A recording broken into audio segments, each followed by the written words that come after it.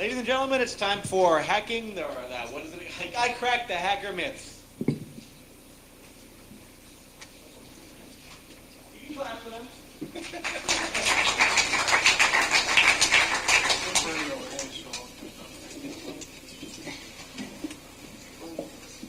Is Bernie coming back? Bernie, you move it as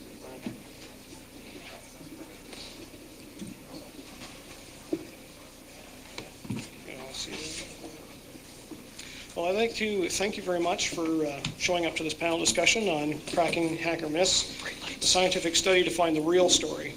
And I thought first what I'd do would be to start by answering the question, why... I'm sorry, this is better? This better? Okay, great. I thought I'd start off by answering the question, who are we? We're a research team of 4 people from Laurentian University School of Commerce in Sudbury, Ontario, Canada. And if anybody's familiar where Toronto is located, we're about 200 miles north of there. Laurentian itself is a publicly funded university. It offers many four-year degree programs and a number of master's degree programs, servicing about 6,000 full and part-time students. As you can see in the picture, something characteristic about Northern Ontario is lots of bush and lots of lakes. The campus itself spreads across about 750 acres and touches on about 3 lakes within the Sudbury region. Another aspect of Sudbury is, of course, the opposite extreme. In the wintertime is lots of snow and very cold, and Ed can attest to that in his dealings with us in the past. We're talking to him on the phone in the middle of winter. And what I'm going to do now is introduce the 4 members of our team in no particular order, starting with Dr. John Dodge.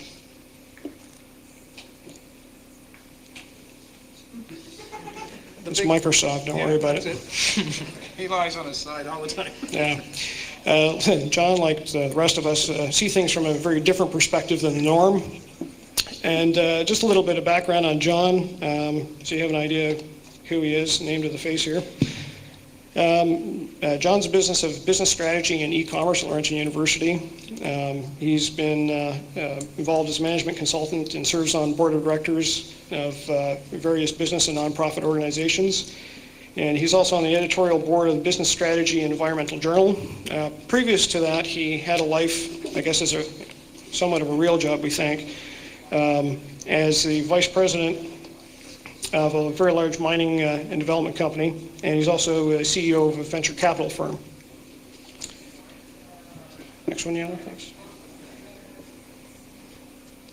This is yours truly. Aside from leaning against trees and swatting mosquitoes, I'm a recent graduate of the MBA program at Laurentian. I've got 12 years experience in the field of IT, in particular information technology, customer relationship management. I'm also a recognized contributor to the Information Technology Infrastructure Library created by the Center for Computer and Telecommunications Agency in the United Kingdom. My goodness, that's slow. This is Yano. Yano is just completing his BCom degree at Laurentian, and he plans on eventually getting a degree in IT management at master's level. His interests include cooking gourmet meals and hamster keeping, and apparently he eats a lot of cheese and suffers from download rigor mortis. Next we have Dr. Bernadette Schell, also known as Bernie S. This is our version of it. And Bernie is an internationally recognized expert in human resource management and has been recently appointed as director of the School of Commerce at Laurentian. She's an accomplished author and well respected in the fields of pornography community standards, franchise legislation, and stress management. And she's also the recipient this year of the Research Excellence Award from Laurentian. Now that I've babbled enough about who we are, just so you understand, let's take a look at the study. Well, why is it that we engage in this study? Well, about a year or so ago, the four of us had gotten together and noticed that there was a lot of strange reports in the news about hackers, wonderful things that hackers have done, and we had to begin to wonder why it is we're seeing this stuff in the news or what's being reported by authorities. Because from an organizational behavioral perspective and a business perspective, most of the stuff it is we're reading in the media and we're seeing statements from authorities do not make any sense whatsoever. And so consequently, we came to the belief that hackerdom is misunderstood and grossly misrepresented to the public. And so our objective became to try to dispel some of the myths and provide the public and organizations with a balanced view of hackers in society and their contributions. Now, what we wanted to do is answer the question, why are we here at H2K? Well, simply, we need to learn more about you. Over the last year, we've talked to numerous hackers around the world, and the response, contrary to the depiction by media, is that you guys are very helpful.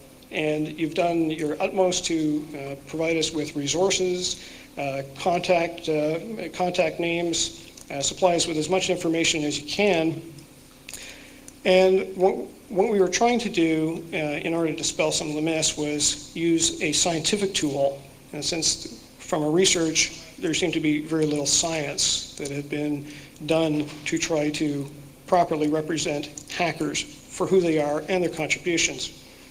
So consequently, we've devised a survey, and some of you have conceded to engage in the survey. We've tried to ensure it is a complete anonymity. Some of you, of course, given your experiences with dealing with law enforcement and other authorities, you've been very apprehensive about conducting these. And we quite well understand that and we respect that. So we thought we'd come to H2K and meet you in person and see if it is we could encourage you to engage in the study. Now, over the last year, we've been working with Ed Cummings, also known as Bernie S. And I'd like to introduce Ed right now just so that he can talk to you about the study and his involvement and any perceptions it is that he has or any comments you'd like to make about us or the work it is we've been doing. Ed? Thanks, Kevin. I got an email from this Bernie S., Dr. Bernie Schell. Was it late last year? Yeah. She'd apparently been trying to track me down for a couple of months, unsuccessfully. How many telephone books did you go through? Numerous. But I was quite surprised to hear somebody had gone to such efforts to try to track me down for whatever reason. And she got to talking with me about this study they were trying to conduct, and I was pretty interested in it because I, like all of you, had seen all these misrepresentations in the press and had myself been subjected to some misrepresentations in the press and by law enforcement in the past. And I thought anything that could be done to help dispel some of these misrepresentations and present an objective viewpoint of what hackers are about in the grand scheme of things would be a good idea. There's certainly been a very lopsided view in the public mind, thanks to various government and law enforcement agencies and the media, who just doesn't take the time to thoroughly research and investigate stories. If you pick 9 out of 10 stories in the press, in the newspapers, websites, television, radio, you'll find, just as Kevin mentioned, just explanations that make no sense logically or for any reason. So hopefully this study will give them enough data to put together some real statistics as to the makeup of hackers, what their goals, motivations are, who they are, demographics, that sort of thing. They don't want to know your names. They knew my name because they got in touch with me, but my life's an open book anyway, so I don't really care. I have actually worked with these people on the phone and by email for the past 6 months or so, and have found them to be very above board. I was a little apprehensive initially, thinking, well, what's their motivation here? Is this another slanted study? And in fact, I think they're being very objective. And we all have something to gain here by helping them do this study.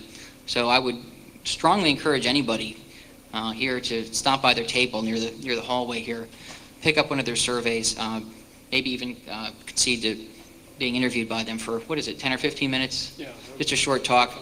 They don't have to know your name. They're particularly interested in people who have been charged with, quote, hacking-related crimes. But basically anybody who would represent themselves as a hacker, maybe to a friend or a trusted colleague sort of thing.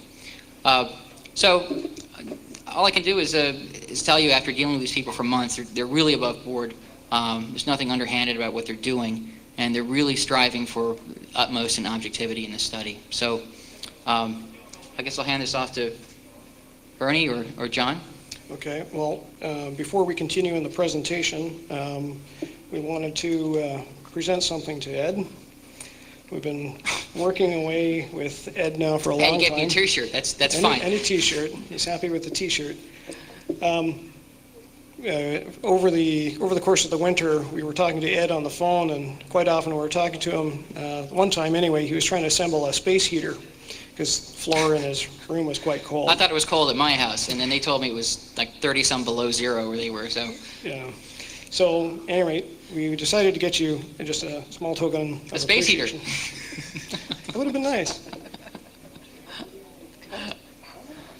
That's all right. There we go. There we go. Should I look at this now? Yeah, we'd really like to embarrass you right now, so you can go ahead and Oh, that's step nice. up. Very nice. That's for Oh, your and ice. pictures. That's for your iced tea. Oh, okay. And warm Socks socks. to keep your feet warm. Okay. Well, thanks very much. I'm touched. Thanks, Ed. We I'll appreciate pick it. out of this now.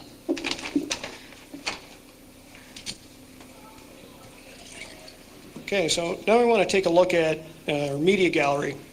Fact or fiction? And what we wanted to do is have this as an interactive session. I'm going to put up just a few samples of some quotations within the last few months from various different media sources on various different topics, but about hackers. And we'd like to get your input or reaction to these as we go through. So I'm going to go through and I'll read some of the quotes, the headlines, and then if anybody would like to come up and give your comments on it, we greatly appreciate it. The first one from the London Free Press, nothing petty about e-crime. Internet hackers deserve to be treated as the criminals they are. The story continues. Hackers are akin to fire setters, people who get their jollies by setting buildings alight and watching gleefully from a distance as the flames lick the sky. But instead of using matches, hackers use computer viruses and programs designed to bombard the target computer. People may have a sneaking admiration for young hackers whose technical savvy can cripple corporate giants, but that's misplaced admiration, unless they also want to admire the demolition skills of an arsonist with their next breath. Would anybody like to give me your reaction? I'm hearing laughter, so. How many people agree with that representation? Don't see any hands. Are those direct quotes? Is this a column? Is it an opinion piece? We don't know who's saying. We don't know if that's the reporter quoting somebody, if it's the reporter putting some spin on it, or if it's a columnist or an op-ed piece. Okay, this is actually a column. But aside from the whoever scribed it, what do you think of the content? The content is obviously sensationalistic, but that is much different than a columnist. A columnist range all the way from, conservatives like George Will to, liberals and so on and so forth. This guy could be, a Rush Limbaugh type out to, just be throwing bombs to get a reaction. I think that's the point. They want to know what your reaction is to this bomb. It's stupid, right? This guy's obviously misguided in talking about, unless they also want to admire the demolition skills of an arsonist, with their next breath. And there's several words in there. Yeah, it sounds like a Stephen King novel, right?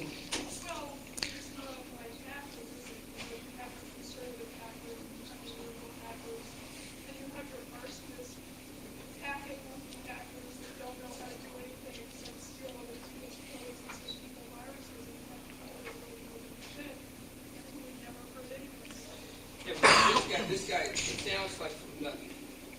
And we could accuse you of doing the same thing. We've only seen selected quotes here. You know, three paragraphs out of what was probably at least a 700-word column. Yeah, I have. Okay, that's fine. You know, it does sound slanted, but it sounds like from these three pieces, he's painting all hackers with a pretty broad brush. Okay.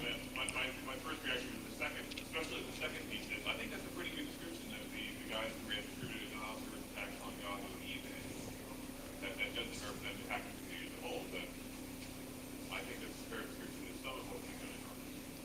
Okay. Just doing damage for the heck of it. Okay. Just one more comment on this one. That's the main problem with media that I see. They group us up into one large group. There's a whole spectrum of hackers. There's people that don't know anything. They're just using some program that someone made to find exploits. See, I used to follow the media and everyone, and you're not busy about There was a comment over here, I think. Amen. I think the guy back there sort of said what I was thinking, but like the media is basically portraying all the hackers the same way. Sort of like a lot of hackers portray all the media the same way. Okay, right. So they're not trying to get to actually know and differentiate who's who. I'm just going to move on because we have a number of different quotes. I just want to interject that you know, everyone sitting here can see that for what it is, but for the average member of the public who may not have any exposure to maybe computers at all, or to people who are creative in their use, I would think that a good percentage of the public might swallow this garbage. And there's just very little in the way of balanced information being promulgated in the media. And that's what I think these folks are trying to do, is to actually gather some accurate data, put together a scientific study, present their findings, and hopefully have that covered and made available to, it will be made available to everyone sitting here. And in fact, if you I guess you get an early copy of it if you conduct the one of the questionnaires. But anyway, go ahead, Kevin. Okay, our next one is a statement about ethics, that there's a vacuum in cyberspace, and that there need to be new ways of teaching right from wrong, urged in the wake of related recent computer crimes. And I'm just going to focus on the bottom quote. The standards of conduct that guide our lives are premised on the notion that we're going to have face-to-face relations with people. But in the virtual world, that reinforcement dissipates. Maybe I could have some comments about what you think on that statement. I think that's pretty accurate. I see the way people conduct themselves on the internet. I mean, by and large, generally, a lot of people don't use the same standards that they do when you talk to them. And they have, just with relation with everything, there's a very, what's, I guess, a low quality of conversation, discourse. Okay. That sounds bad. Okay, so do you think it is ethics disappear because you're online? Well, somewhat, yeah. Okay. Being anonymous creates a lot for all the boldness. Just as doing a survey with your name on it or not your name on it might change the answers. Being on the internet where you can be whoever you want, or be someone who they know you are, could make a difference in any way. Okay. Over there. Also, you have the fact that on the internet, 9 people go ahead and see themselves as part of a crowd, part of a movement. And you have a classic example of the mob mentality, where individuals will do stuff that they would perhaps normally would not do. And go ahead and do it anyways because they think that they're only one of millions who are doing this anyway. Okay. And one more. I disagree with folks that are saying that this technology allows people to be more anonymous. The anonymity is already in society. Look at New York City as an example. It's huge. And people are bringing that hugeness to the net. So it's not the technology. We shouldn't equate moral action with the technology. So New York City, you'd be willing to walk up to somebody and be like, and have poor conduct, face to face? No, I'm not saying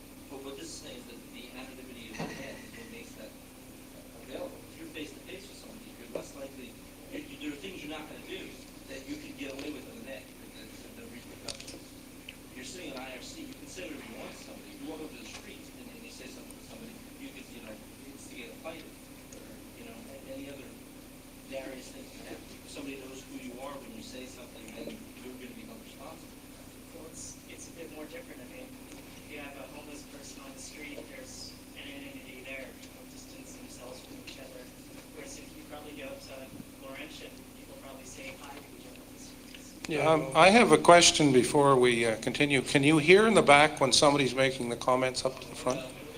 It probably, I think, if people wouldn't mind to come up to the mics when they're, or mic here, we only have one. Yeah, we're missing some good discussion.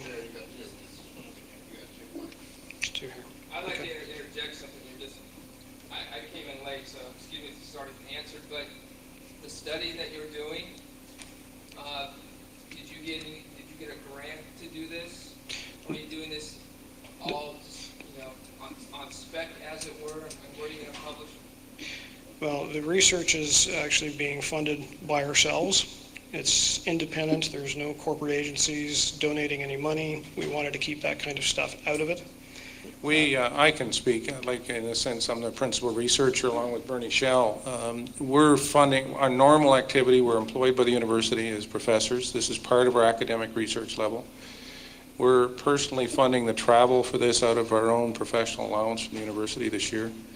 And we could have sought, in fact, support for this, and we didn't want to tarnish it. So we actually got a little grant from our small business development unit in the university and a few other things, but there's no external financing at all for this project, and we're trying to keep it clean. As it's been hard, but we're a bit of a shoestring. There's a comment here. Yeah, I actually wanted to ask you something about this earlier. Like, where are you intending to have this published? Are you looking at Science or the Journal of Forensic Sciences, or are you looking at Newsline? Do you consider this? You've been calling it a scientific study, but I looked over your survey. It looks more like an anthropological study to me. Well, I think I could start the comment and then turn it over to Bernadette. The question was, where do we plan to publish this information, and in what form? We plan, I guess, that look at the history. Bernie has published a couple of recent books and we may end up publishing a book with some of the material, but that's down the road. We plan to publish some of the work on 2600. If you fill out the form itself, we'll give you back an individual assessment of this. We're using standard techniques in the survey form. We plan to use credible sources. Now, that's not to say that some of it won't end up in the public media as well. But maybe Bernie, you could add to that. Yes, we are really trying to keep this as objective as possible in our reporting. So, as we would typically do in any referee journal article, we would cite the mean responses and standard deviations and group responses, primarily at that group level, so that no individual could feel that his or her identity is in any way being released. We've already been contacted by a number of media people, I guess desperate to have our findings. The one member that we have trusted so far, and this came after Bernie S.'s reviewing the situation, is Andreas and his team from Canadian Broadcasting Corporation in Toronto. Andreas does a show called Undercurrents, and I guess in many ways he's considered to be a rebel in the media field because he likes searching for the truth and not the popular answer. So Bernie S. has spoken to Andreas for a number of hours, as I understand it, and that is the only media group that we have committed to, and it's my understanding that they are coming to interview Bernie and some of your colleagues.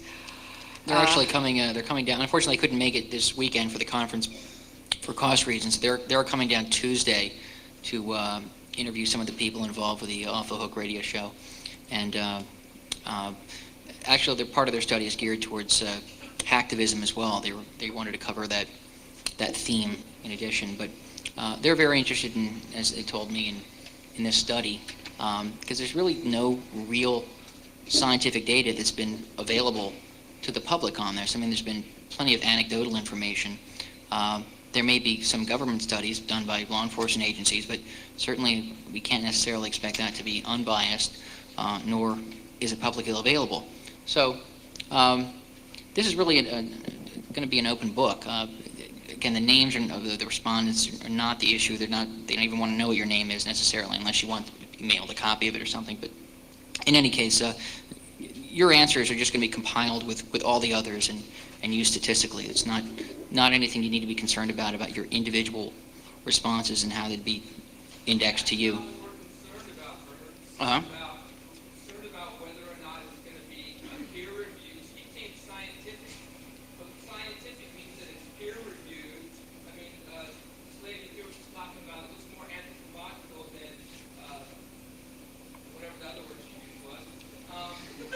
Scientific surveys are peer reviewed and are published in academic journals. I'm publishing something on 2600 for all, for the good that is. It doesn't make it scientific. I haven't heard anything. No, I think what I'd like to address that directly. What I was trying to say, really, and I'm trying to skip over things quickly, is we're trying to make the data accessible, and that's why we said 2600. We're going to use standard tests. This is a these are well-established questions that we're using. We're going to use good statistical tests on it. They'll have to be peer-reviewed. We had, in fact, before we could even deliver it here, we had to get this approved by the University Ethics Committee before we could deliver it here. So we have to go through hoops, believe it or not, before we can even administer this survey, and it's satisfied that it's being ethically done, and the data is going to be properly dealt with once we get it back home. And that if we say it's confidential, we have our own ethics review people to say, what are you doing? I mean, it's part of this academic community in Canada anyway, and they take it very seriously. I don't know if I'm answering your question, but I'm trying to. No doubt that you're going to treat the stats and everything. Two questions. One, how do you qualify who you're talking to? Who at this con is a hacker because they say they are? And number two, how many people are you surveying? I think that the way to address it, the best way to get back accurate information is get as many people as possible to fill out the survey form. If we do have 10 quacks fill out the form, then we got bad data. If we get a couple of hundred people here that we still have the 10 quacks, it's not going to skew the data. It's a concern of ours, so we really need your help. If you want to have a legitimate profile of what as one person said earlier, they felt, the way I interpreted it, that this isn't a homogeneous community. This has some black hats and has some white hats and some good people and some bad people.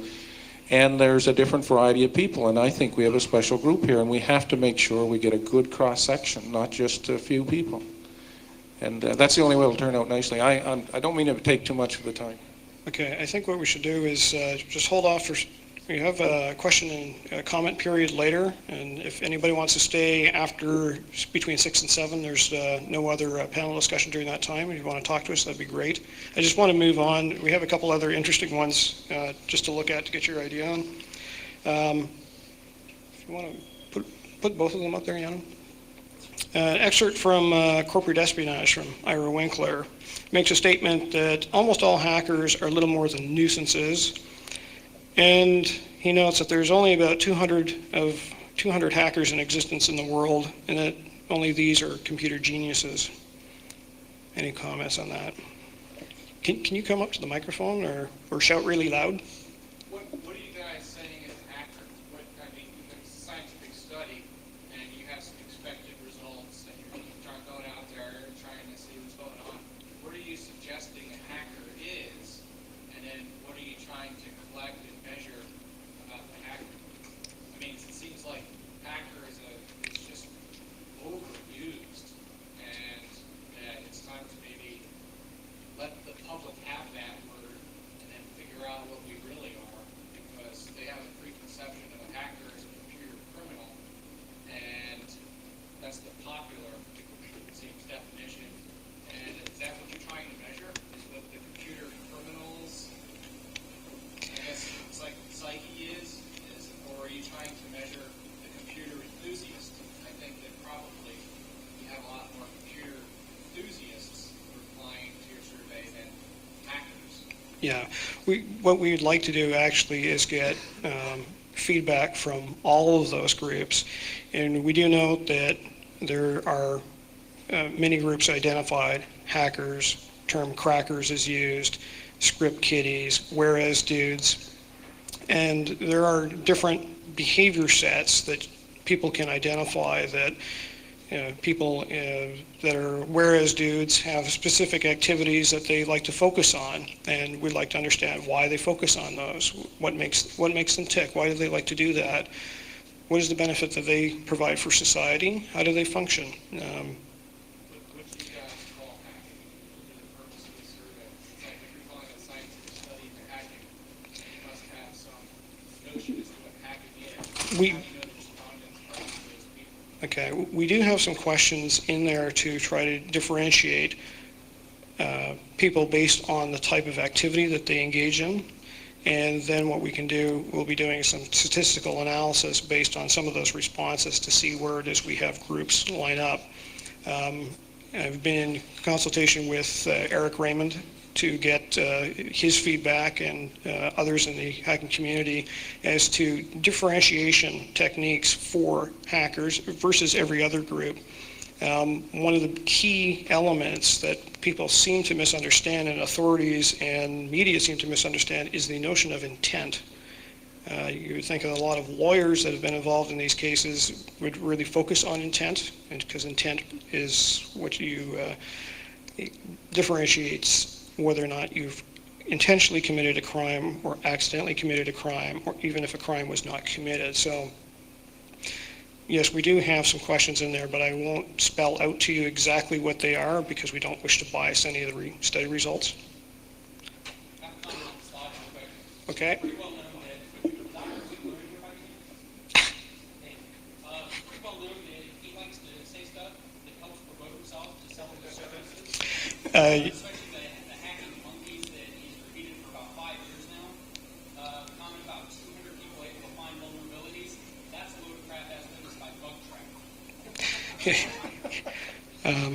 I quite agree in your comments. Actually, having gone through his book, I did not find any references to support any statement that he had made.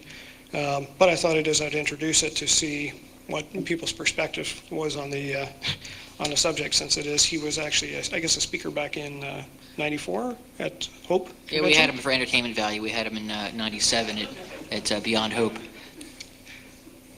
Okay, Yana, can you move on?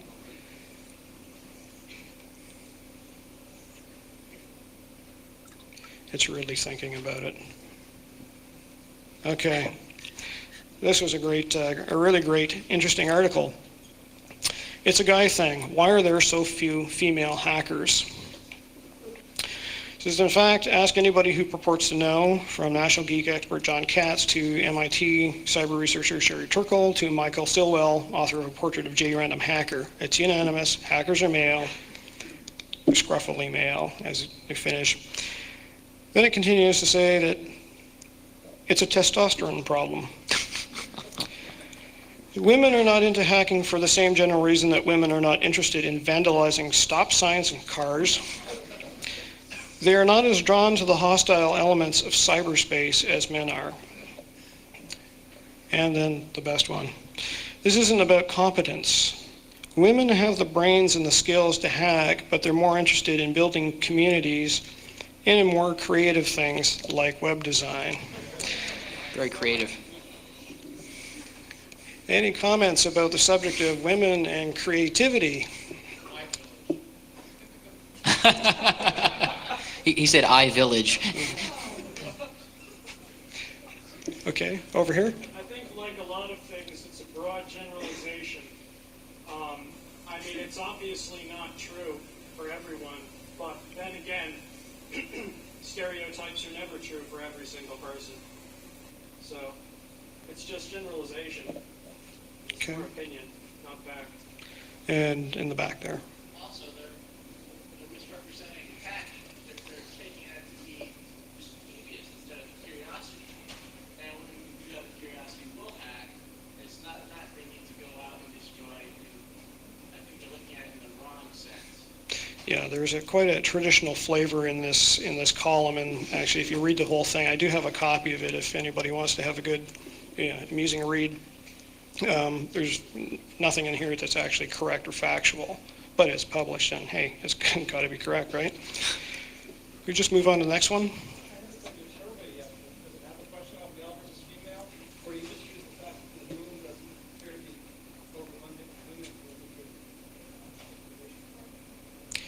the question was whether or not we have, if we're checking any statistics on males versus female in the populace. Yes, we are. We do have questions with regards to that. I think Eric had told me it is that the guesstimated stat was about 15% were women. And I said to go back to the last slide, when I look around here, it seems like, for whatever reason, we sort of have an idea. They left you the second part of the slide, the reason why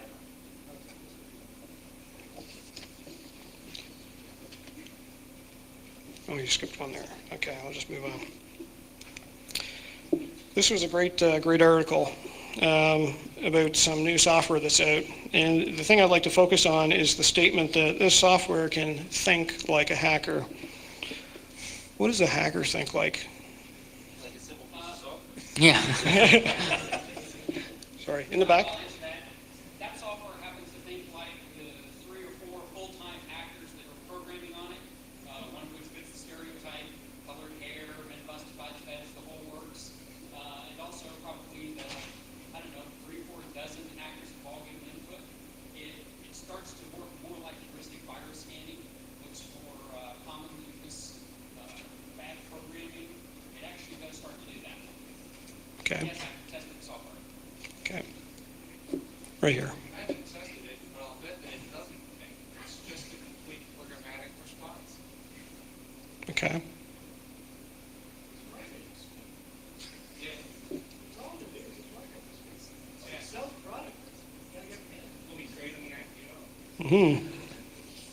Okay.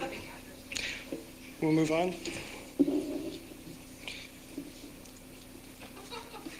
We'll move on a little bit better here. Anything else? There we go, finally.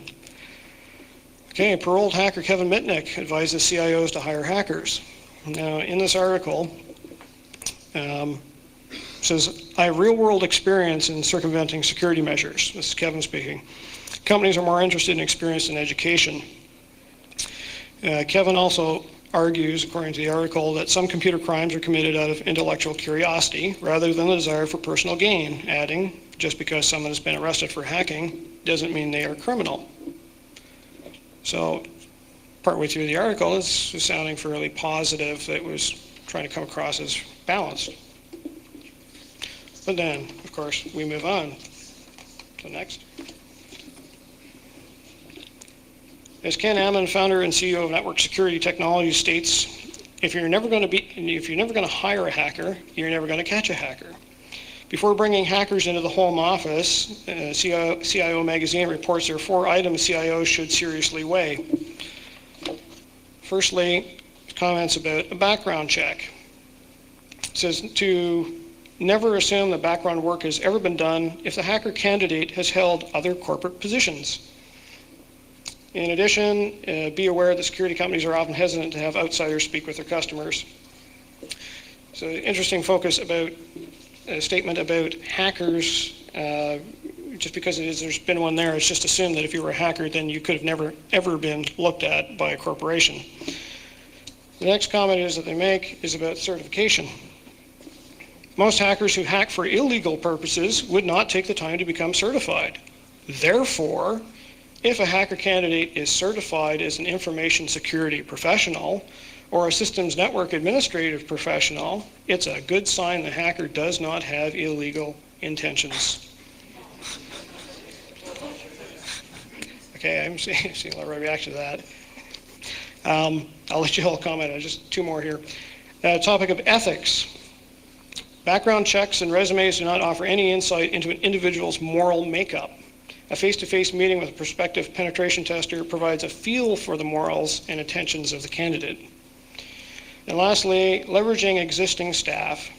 If hiring a hacker is still not an option, there are classes often taught by the FBI, CIA, and NSA that can teach employees the ins and outs of hacking.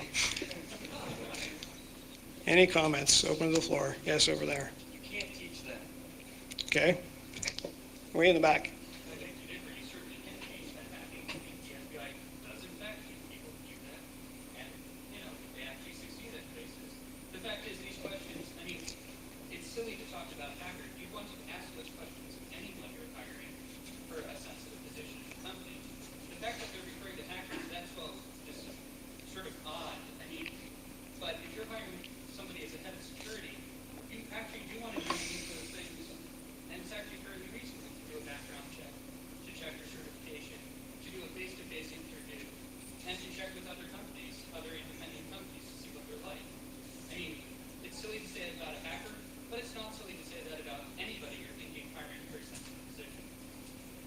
Okay. Rebuttal. Being a hacker is more of a mindset. You can't teach a mindset. But the corporation's not worried about a mindset attacking their company. The corporations are worried about hacker in a sense. When they say hacker, they mean somebody who's going to specifically try certain things to attack their network or whatever they think they're going to do. They're not using the word hacker to mean people that have our mindset. They're using the word hacker, and I think you're thinking that they're making us out to be people that can just teach how to break into the system. But really, they're just using the word hacker to mean people that aren't us. When you learn how to break into a system, there's only so many things you can learn at one point in time. You're going to have to teach yourself eventually. And to do that, you're going to have the mindset. But once you teach yourself, can't you just teach that to someone else? Can't you take somebody and give them enough time to show them everything you know about computers? Still, I mean, it's more than some of the parts. Okay, can we have another comment here? Being a hacker is also an intellectual curiosity. There was someone on the high school hacking faculty. He said, well, he got in trouble because he just tried to password for printing. It's that desire to just see, will that work? You don't teach somebody that. That's an internal desire that people have. And I think that's probably what makes them hack. Not a skill, but a quest. Okay. And one last comment and we'll move on. Yes, I'm in complete agreement with the gentleman in the back who said that it really is a mindset. It's quite possible to apply yourself to learn something, to spend 10 years or whatever the case may be to learn something. But if you really know how to, if you really have this mindset and you know how to attack problems or look at problems from many different angles that other people mightn't think of, and to be able to correlate all of this information, then that really puts you above somebody else who has taken a multitude of classes and has professional certification. I agree with him. Okay. I'm just going to move on because we're just getting close to running out of time. This was a recent article in the Globe and Mail. Hey, babe, want to come up and see my hardware? And it begins with, at a recent San Francisco sex party, I found myself kneeling rather rapturously at the feet of 3 charming naked men whose level of arousal seemed unimpaired when our conversation suddenly shifted from pornographic fantasies to the implementation of the web server program Apache on offshore computers. I'll leave that one wide open. I won't read anything more from it.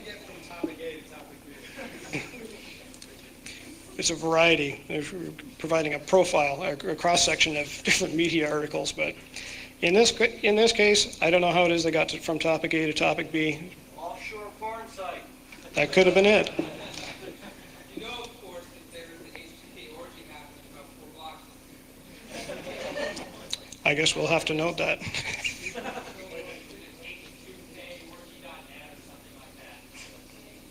Okay. Now we'll just move on to the last one here, last article. U.S. crackdown on cyber terrorism. This has got to be pretty much a favorite of most people in the room here. Clinton pledges to protect the privacy of private citizens. The article continues that Bill Clinton has announced plans to spend billions of dollars to protect America's computer systems from hackers and viruses. And finally, there's never been a time like this in which we have the power to create knowledge and the power to create havoc, and both those powers rest in the same hands. It is essential that we do not undermine liberty in the name of liberty. Does anybody want to comment on that? Yes, right here. How are they going to protect the privacy of private citizens? Can you speak up? Or the microphone would be great. How are they going to protect the privacy of private citizens when they can't protect the privacy of the Pentagon? Okay. Anybody else want to go with that? In the back there. The comments actually sound similar to what happened about 225 years ago in 1776, and the publication of certain materials that might have been against the British government. So I don't know if this is the first time in history. It seems like it's happened before. I don't know. Okay. Right here. I think what Clinton's saying is he's going to create a bunch of computer jobs and a bunch of opportunities for contractors to get in there and work with some really cool security software where they can satisfy their own intellectual curiosity. Okay. You had your hand up in the back. Did you want to make a comment? I'm having a hard time seeing with the lights in my eyes here. No? Right here? I think it's kind of funny that Clinton pledges to protect the privacy of private citizens, but then also this is the same government that runs programs like Carnivore that are going through the privacy of private citizens and destroying it. So the real threat, well, is not necessarily from hackers, it's also from the government itself. Okay. I noticed Ed had posted some interesting little notices above the payphones, if anybody got to see those. Oh, and the privacy issue, yeah, there was these were copies of signs from the Bureau of Prisons that all telephone calls are monitored, and I just put them above the payphones there to remind people that your phone calls may well be monitored. Any comments about the final statement on the slide? Not to undermine liberty in the name of liberty. Who was saying that? Like the reporter? No, this is Bill Clinton. Oh.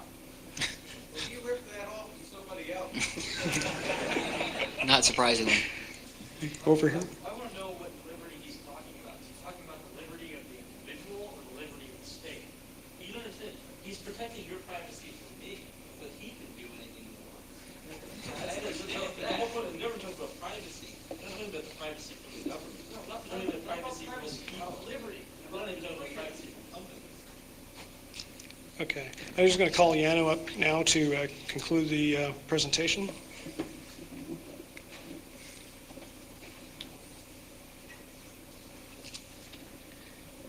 Oh, it's hot up here. Okay, so like Mr. Dodge said earlier, we need your help. We need as big a sample set as we can, and without your help, this thing is pretty much going to die. So far, we've had a great response. I've talked to a lot of people up in the networking room, a lot of interesting conversations, and everything has been great. And actually, we were afraid that our survey was too long and people weren't going to finish it, but so far everybody who has started has finished it, and we're very pleased about that. The other thing is the t-shirts.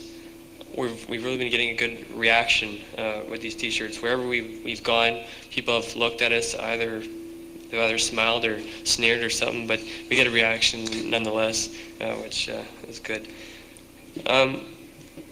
The t-shirts, we're selling them for $20. If you do a survey, we'll give that t-shirt to you for half price, $10. And if we're also doing interviews, and if you book an interview as first come first serve, we'll give that t-shirt to you for free.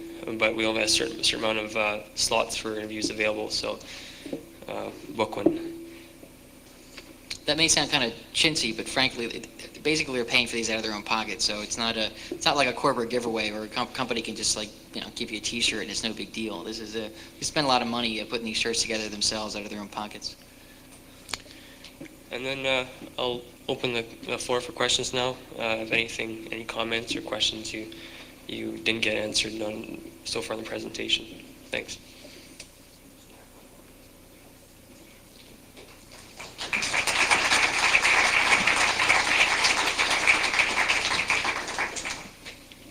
Okay. Anybody have any questions, comments? You like the shirt? I smell good. I don't know. Anything? Where do we go to book interviews? Okay. You can come and see us out at our display, which is right at the main entrance. You'll see it just right around the corner, just by the elevators. Yes. Just have a general comment on the use of the word hacker quite liberally in this presentation. It's not an invention in the 90s or even the 80s. The term hacker goes all the way back to the original model train enthusiasts back at MIT, who I guess you could say are responsible for the creation of the internet, for the maintenance of the internet, for the personal computer, and just about every other modern computing device we have in the world today. To vilify such a wide variety of people in a broad stroke, as other people pointed out, is a grave injustice. And of course, there are criminals in all aspects of society, even within the hacker community. But to use hacker in a pejorative sense is, I think, a misunderstanding of what the word really means. True. I just wanted to say this sounds like something really new that hasn't really been done before. I think it's a real good idea, and it sounds like you guys have an opportunity to go forward and set how people are going to look at this stuff in the future. And thanks, and keep it up. Thank you.